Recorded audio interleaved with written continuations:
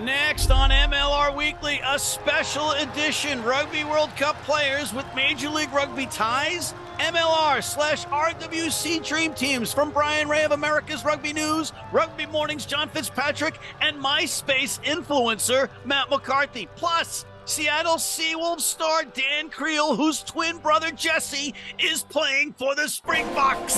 Rugby Wrap-Ups MLR Weekly brought to you by Sheehy Auto Stores. It's easy at Sheehy. The Pig and Whistle, New York City, the world's best rugby pub. And Lean and Limber, stretching your way to a healthier lifestyle.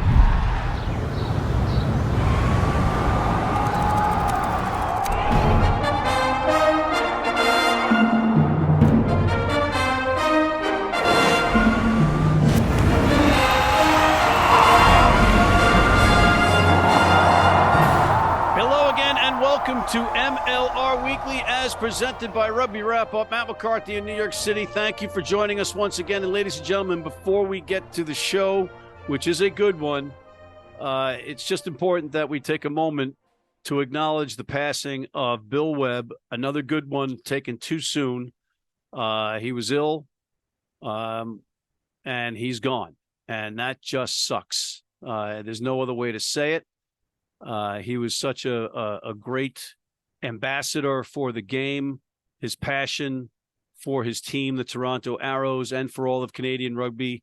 Certainly touched us here in America, in the United States, rather, all of the Americas. And he is going to be sorely, sorely missed. Our thoughts and prayers go out to the family. Let's take a brief moment. Okay. And, of course, Bill, being the rugby guy that he was, he would not want us to not talk rugby. So with that, let's go to our recurring segment, Rugby Morning's Coffee Break with John Fitzpatrick. John, what do you got for us? Yes, let's start with MLR Trade Alert. The Utah Warriors traded flanker Yuri Van Buren to the team formerly known as Rugby ATL in exchange for salary cap considerations in the 2024 MLR season. And there's no truth to the rumor that Van Buren will be the new James Bond villain. Next! MLR signing alert. The Dallas Jackals signed Wales U20 international Ben Fry. Fry joins Dallas most recently via the Dragons of the URC. How's his Spanish? Next! How about some MLR player movement? The Seattle Seawolves announced that USA Eagle 471 Ben Landry has moved on from the club. Apparently he's headed back to Wisconsin to work on the family farm. He'll be working on the farm until it starts to get cold in 2 hours and then want to come back to the MLR to a warm weather team. Next! Hey, Matt, surprise segment. We're moving on. MLR players at the Rugby World Cup. Let's bring in our colleague Bryan Ray from America's Rugby News. Whoa, I see what you did there. On my own show, you are breaking news about what we're doing here on MLR Weekly. I love it. Next with Bryan Ray. Just tremendous, just tremendous. I didn't see this one coming at all, guys. Not that we have everything built into the teleprompters in all three cities that we're in. Bryan, just briefly, we have to ask you about it. We talked about it. Bill Webb passing, just stunning us all. Yeah, it was really a complete shock. Totally caught me by surprise. And certainly, the worst news I've had this year. It wasn't that long ago I was talking to Bill on the phone, about his Arrows. So it hit hard. And, certainly wish the best to the Webb family. And it's going to be, difficult to see the first Arrows game of the year without Bill. I'm sure they'll have some kind of a presentation there. But, that's a tough one to take. All right. Well, in tribute to Bill would want us to keep doing what we do with the rugby thing. That's for sure. So let's get to it. And, guys, we got a special MLR Weekly at the Rugby World Cup without us actually going to the Rugby World Cup. We're going to do this virtually. Let's talk about, first up, we're going to be talking about players in the MLR that are in the RWC, the Rugby World Cup, that can only be a good thing for the MLR teams. But we've got three different categories here. We've got current players, former players, and future players. And we got two segments that we're going to do on this. First off, we're going to have impact players. We're each going to talk about three that we think are going to impact or make an impact for their side in the Rugby World Cup. And then we're also going to talk about our all-star teams, our MLR all RWC teams. I'm just trying to get as many letters of the alphabet in and make it as confusing as possible. But we're not going to go through all the players on our rosters, ladies and gentlemen, so just relax. We're going to talk about our captain and our best player, and we'll show our teams in graphics. All right, so let's start with you, Bryan. Who are players that you think are going to make an impact in this Rugby World Cup for their nation, not necessarily overall in the games? I think one, I'm wearing a San Diego hat here, so one name that pops out at me is Sama Malolo, playing for Samoa, and ironically, if it goes well, he might not be with San Diego any longer. You suspect that if he does make an impact the way we've seen him, certainly with his ball carrying, that he might get a shot at Moana Pacifica or a team in France or something. But certainly I'm looking forward to see what he can do with Samoa. He stands out for me. I think Miami fans will definitely be looking at Manuel Ardao, this outstanding Uruguayan flanker who's just one of the better breakdown flankers, I think, in all of the Americas. He really is. So he's not the big guy. He's just a little bit, bigger than I am. He's about 5'9", but boy, is he's a cracker. He's certainly one to watch. And Manu Diana, another back rower for Uruguay. He has been in absolutely stunning form during the Super Rugby Americas season. He was one of the best players in the whole tournament. I think he's really tremendous. Of course, Toronto Arrows fans remember him very fondly. So I think he's one to watch. All right, technically speaking, he is in the former MLR player category, but we'll allow it. John, you want to take a crack? Yeah, I think there's at least 3 players that your average MLR fan will be familiar with, right? And that's Vian Conradi, the 8-man for the New England Free Jacks playing for Namibia. Namibia is going to have a tough time in Pool A, but I'd love for folks around the world to see what Conradi can bring at an international level. Staying with Namibia, Adrian Boyson, another phenomenal player.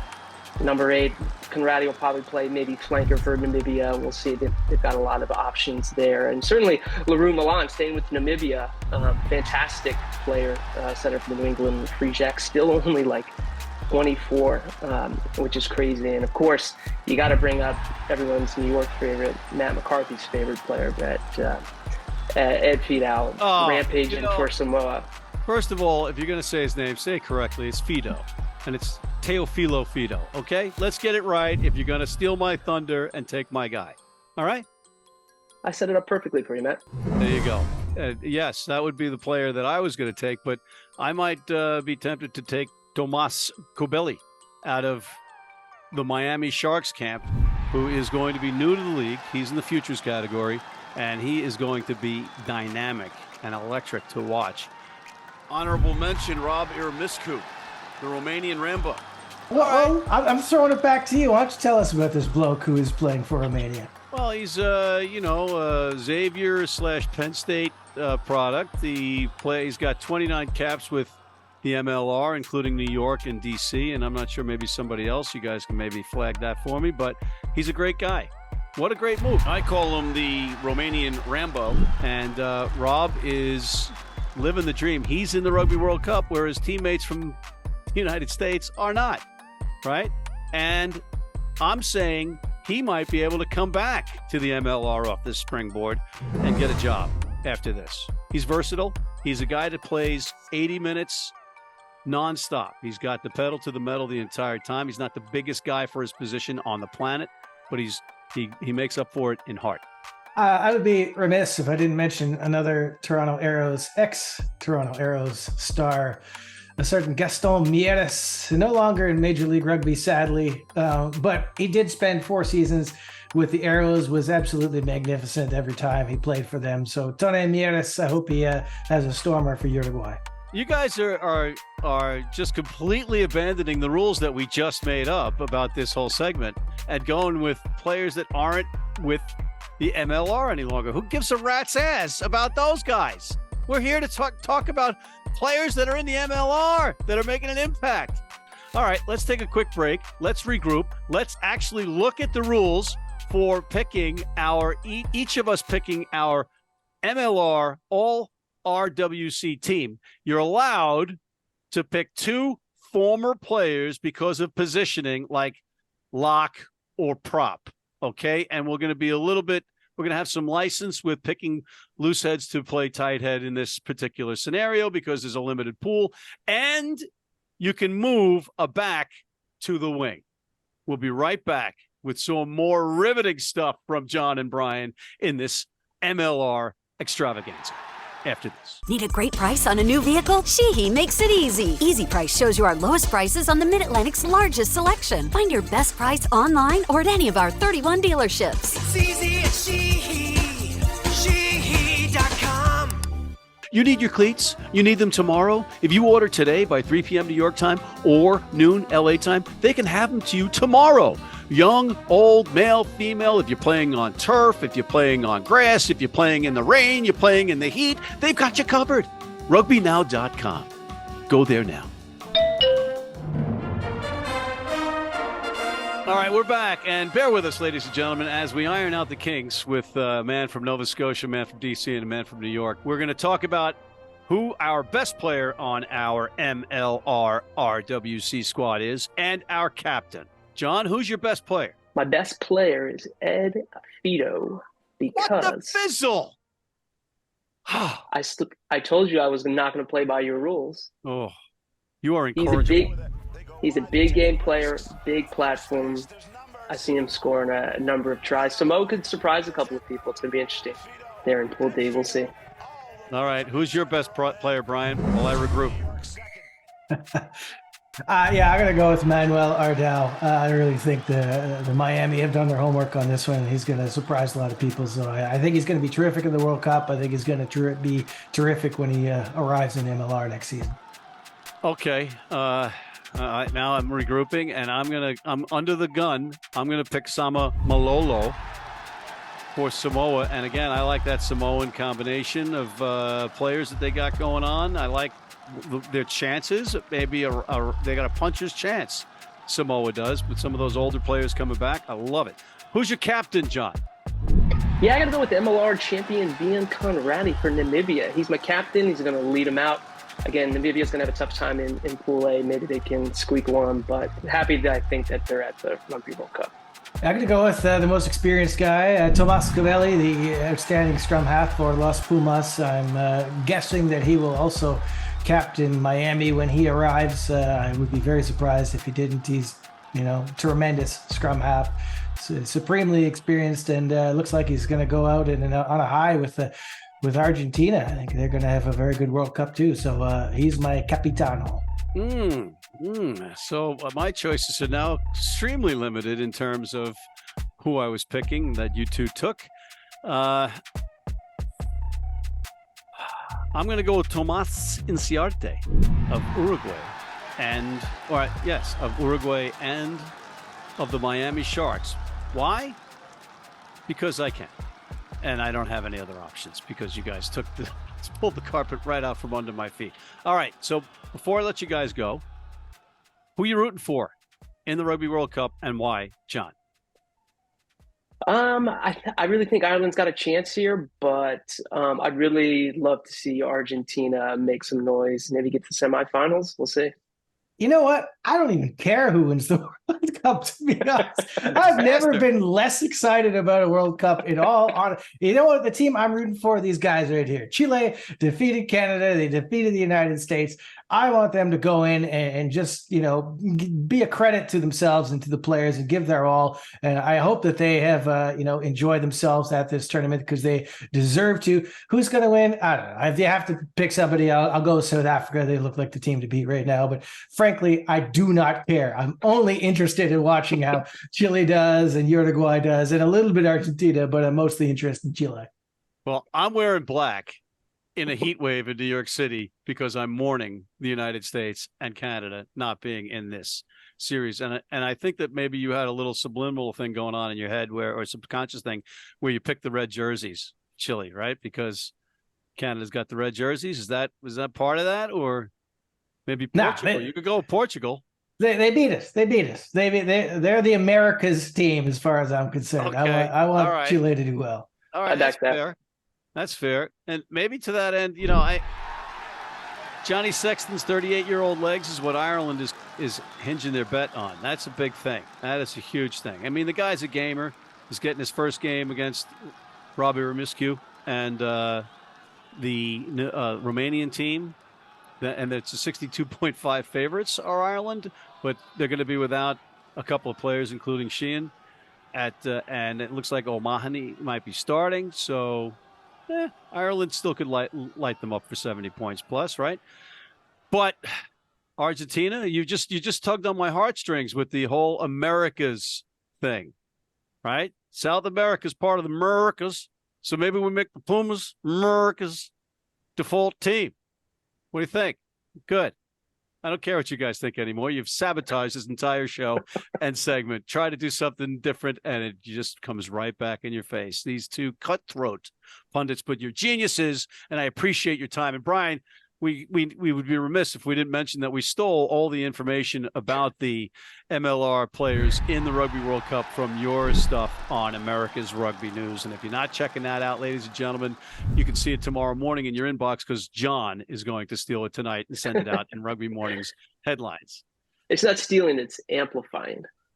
On that note, we're stealing the attention span of our audience, so we're going to take a break and come back with Mr. Dan Creel of the Seattle Seawolves, whose brother Jesse, his twin brother, is playing with the Springboks right after this.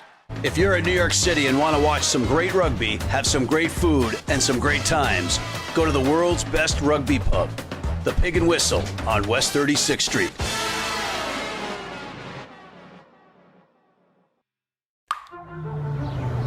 This is the Rugby Odds, where an unlikely pundit panel of a wordsmith, a WWE legend, a rugby star, and a supermodel scour the globe, seeking best bets and bad behavior. Are you not entertained?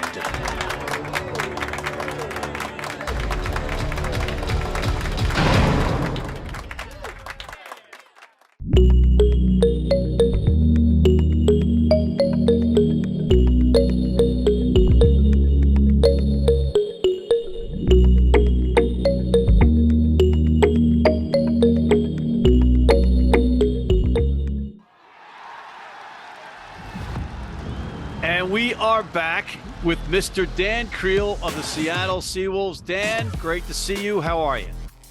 Good, Matt. Thanks. Good to be back on the show. And yeah, all good this side. Look forward to the show ahead and look forward to catching up. So a couple of things I want to cover with you. Number one, you had an off-season surgery. Yeah, good. I had surgery, I think it was the 8th of August, if I'm not mistaken. I think it's 3 or 4 weeks ago. Recovery's going really well. Pretty glad it's over and the worst is behind me. So, yeah, just on the mend at the moment. Did you wait until to have this surgery because you didn't want to have to go work on the farm with JP again? No, on Balfour's farm? Is that what this was all about? No, not at all. Not at all. I wish I could be there. I've got a bit of FOMO that I'm not able to be there with JP and Adrian. Because he did make a couple of cracks last year about maybe you had to pick up your work rate as a farmer. And I thought maybe there might have been some bad blood between you. No, never bad blood. Never. Good mates of fun. So on the mend. And yet, you had a great year. Yeah, it was good, Matt. We, like I mentioned in the previous time I was on the show, we've got a really good group of management and coaches and, everyone's really understanding. So it was pretty easy to sort of, direct me in the right direction as to training and managing. So, yeah, luckily I had a good season and not a bad season. So, chuffed about that. All right. Well, you're being a little bit modest. I mean, it's just, God forbid, you get a full season of health. It's just it's the nature of the job description, though, right? That's it, man. I don't think any rugby player is sort of 100% at their body's feeling great all the time. It is what it is.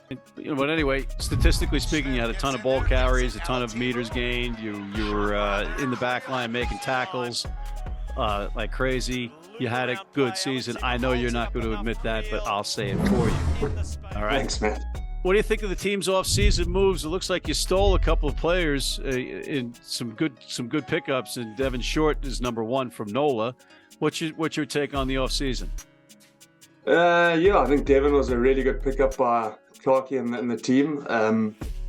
I mean, a great athlete, really good fetcher, so good ball carrier. So I think that's going to be a big asset to the team. And then, I know Clarkie and the Seawolves have signed a younger hooker, which is really good. I think he's going to fit into the plans well. So, yeah, I think it's been a good off-season for the Seawolves, and I think there's really exciting times coming ahead. I think they're really they're building a really good foundation around younger players. There's a good balance between age and experience. Which I think is going to benefit us in the long run. All right, let's change gears a little bit. Rugby World Cup. I mean, you got a little bit of an interest, right? Because, well, your twin brothers playing for the Springboks. Yeah, I know. It's his third World Cup. Super proud of him. Super excited to see what him, and the rest of the Springboks can do. And yeah, Matt, the feeling around the World Cup. It's always exciting. There's that hype. The rugby's on. So I'm really excited for this one. It's going to be good. Well, based on two things. Based on me knowing you and vicariously living through you and thinking that I know your brother, that's reason number one. Number two, and by the way, ladies and gentlemen, they're twins. Number two, Johnny Sexton's 38-year-old legs, when everybody else knows he's 38 and all they have to do is really knock him out of the competition to possibly beat Ireland. There's that. For those two reasons, I'm picking South Africa to win this thing. Yeah, I'm all on board with South Africa. I mean, you obviously get the keyboard warriors and people that aren't fans of South Africa because of the success in the past.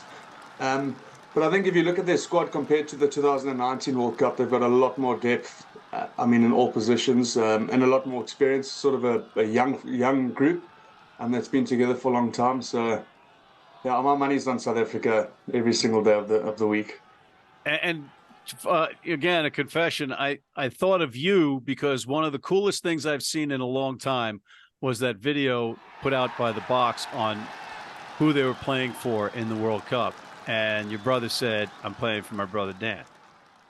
Yeah, Matt, it's super special. I think the World Cup for South Africa is a really big thing. South Africa's got its own struggles at the moment. And, I think that's what the Springboks are trying to do. They're trying to show the rest of the country that there is light if we work together. So really excited. It's going to be a good one. And it looks like he's going to get some serious playing time. Yeah. So, I think Lukanya unfortunately got a knee injury a couple of weeks ago. And then, Jess got to start against Wales. Had a crack of a game, which I'm really chuffed for him. I'm hoping he gets more regular game time in this World Cup and he's all healthy. So be interesting to see. And every team needs an edge here because the World Cup rugby pool draws are ridiculous. You got the top 5 nations in the world in one half, right? So yeah. And I'm just going back to that night against Ireland where your brother was playing 13, and he just gave his defensive speed and spatial awareness gave Sexton fits. Yeah, that's all I'm going to say. That's all I'm saying. That's all I'm saying, Dan. It's going to be a good World Cup, Matt. That's all I'm saying as well. All right, so changing gears, what are you doing during the off-season up there in Seattle? I've been helping out with the Seawolves. There's been some events that they've had. Been to some non-profit organization dinners, just to sort of rub shoulders with people in that industry because we have happy bundles. So it's just been a bit of off-field work. A few coaching clinics for the Seawolves. Dan, let's go back to the MLR for a second because we just had Bryan Ray of America's Rugby News and John Fitzpatrick of Rugby Morning on, and we all picked our all MLR/RWC teams, players that are playing or affiliated with the MLR playing in the Rugby World Cup. Namibia has got like 75 players from the MLR in the RWC. You're familiar with a lot of these guys. What do you think of Namibia's chances? Because they're basically the farm team for South Africa. Let's just say it. Yeah. It's awesome to see them in the World Cup. And, like you mentioned, Matt, it's really great to see that so many players at the World Cup are involved in the Major League.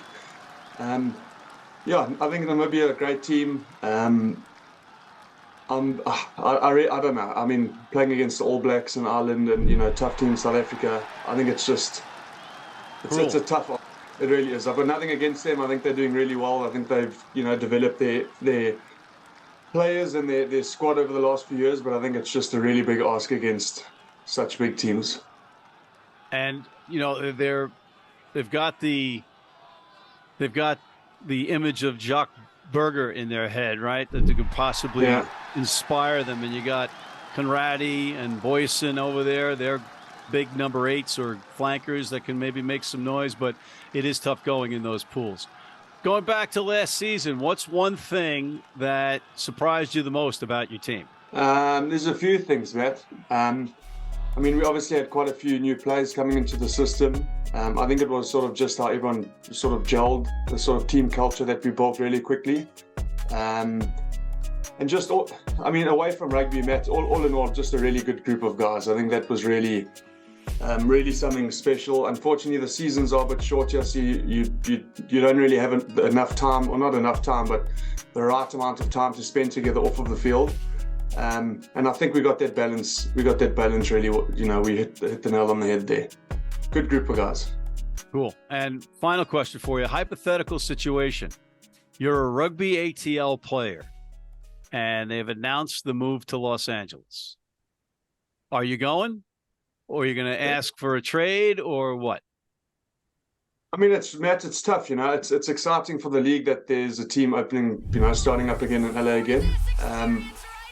But then I also just think, I've only been in the league for the last 2 years, and by the sounds of things, is Atlanta was really the home of rugby. I mean, I know they've got a really good support base. So in that aspect, you're sort of looking, you're thinking, well, you feel sorry for the people of Atlanta because they've lost a rugby team. But then again, like I said, the league's growing, and that's a really exciting thing. So that's the answer. No real answer there. Well, you you're running for office anytime soon, because you handle that like the best political answer I've ever. It was spectacular. Or you're an executive of any sports franchise. No, but yeah, Matt, it really is. It's exciting. I mean, you got the Miami Sharks joining next year, which is exciting. The league's sort of expanding. More people in America are starting to be aware of rugby, and it's being broadcasted on a lot more channels. So yeah, I guess it's a great moment for the league, and for Atlanta, it's a bit of a heartstall moment. Strong rugby community, which is always extremely special to have in the town that you live in. So it's just a bit unfortunate for them.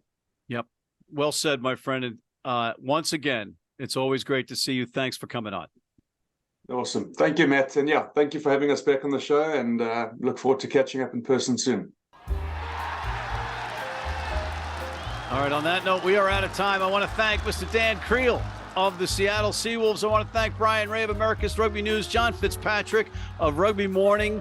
Thank you for tuning in. Please check out our other shows, including the critically acclaimed The Rugby Odds, the College Rugby Wrap-Up. Hit that subscribe button on YouTube. Please sign up for our weekly newsletter, and please join our American Red Cross Blood Donor Team.